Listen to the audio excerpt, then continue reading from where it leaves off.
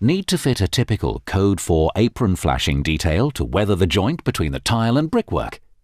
Now there's a quicker and easier way to get the job done. Using the new Morton flashing kit, you can achieve perfect lead working results every time. Designed for DIY or professional lead work, the kit comprises of the Morton flashing tool, Morton flashing wedges, and the wedge installation tool. But what about the lead itself?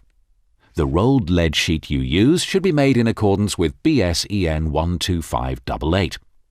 But there are many other reasons why there's no substitute to using real lead sheet. Lead is the most recycled building material in use today. It will last longer and age more beautifully than synthetically produced products. The cost of lead is generally comparable with man-made flashings, but up to 100% cheaper over a 60-year life cycle. Lead sheet is quick and easy to install in most weather conditions. Lead has few laps and joints, resulting in a high degree of weatherproofing. Lead is proven to last up to 100 years, and when used for flashings will last about 3 times longer than most man-made products.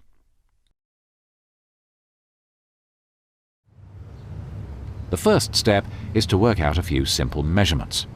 Firstly, we need to work out the overall girth of lead required to include the effective headlap, the required upstand, and the turn into the brickwork.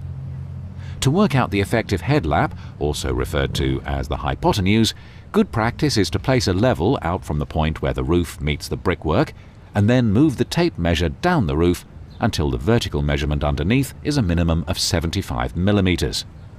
This indicates the point the lead needs to come down to.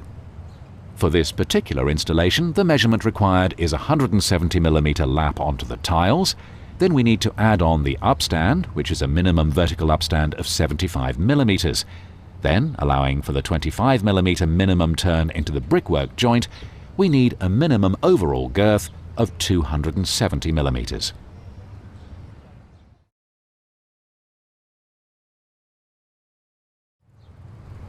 Using a pre-cut 1.5 meter length of lead, the maximum recommended, and having determined the overall width to suit the pitch of the roof, prepare it by flattening the lead ready for measuring and marking. Code 4 is the minimum code of lead that should be used for this application.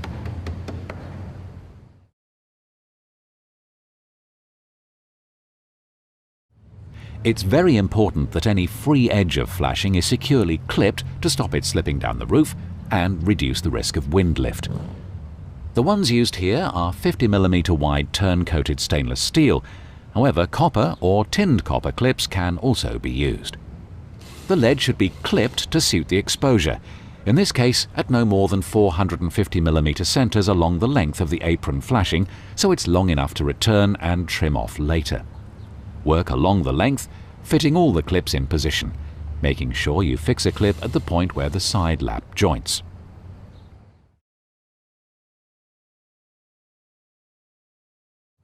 Having worked out the hypotenuse, or effective headlap, make the necessary measurements and mark along the length. Turn up the lead to form the upstand against the brickwork using a suitable edge, such as a piece of wood, and it's now ready to take onto the roof.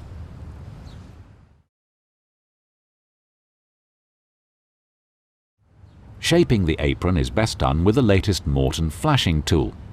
The advantage is that the lead can be turned in situ along the whole length, making it quick and easy.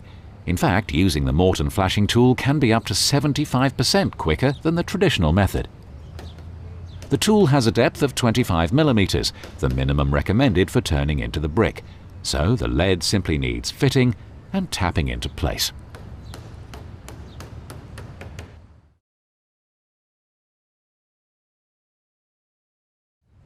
The apron should then be wedged into the brickwork.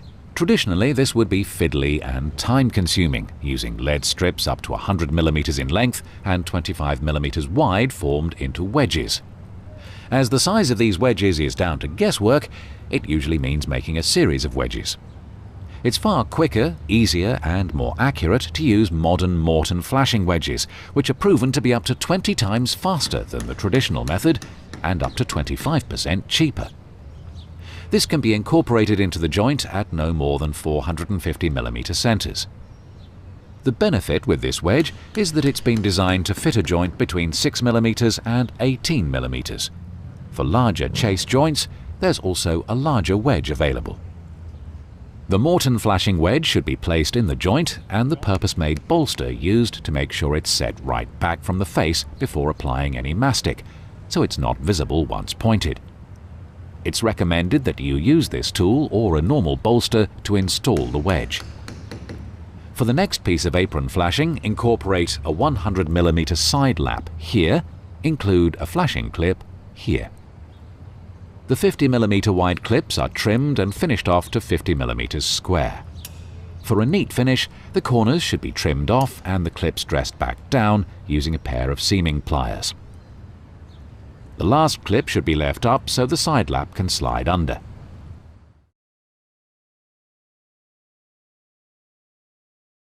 Measure and mark the 100mm minimum side lap ready for the next piece. The Morton flashing tool should again be used to create the turn into the brickwork. The next piece can then be put into position and the Morton flashing wedges fitted. When all the pieces are in place, the joint's ready for pointing.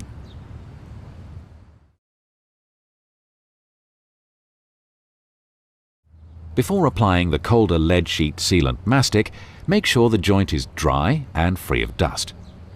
Using Calder lead sealant has been proven to be up to 20 times faster than traditional mortar pointing.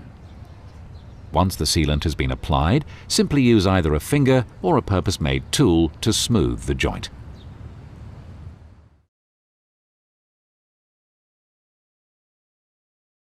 It's important that the lead is kept dry. In damp or rainy conditions, new lead sheet will produce an initial uneven white carbonate on the surface. The rain will then wash this off and stain surrounding areas, as well as unsightly stains on the lead. A coat of Calder patination oil as soon as possible after the installation will minimize the staining. Remember to apply patination oil to the underside of the apron and allow it to dry before fitting, as this reduces any capillary action of moisture under the lead sheet.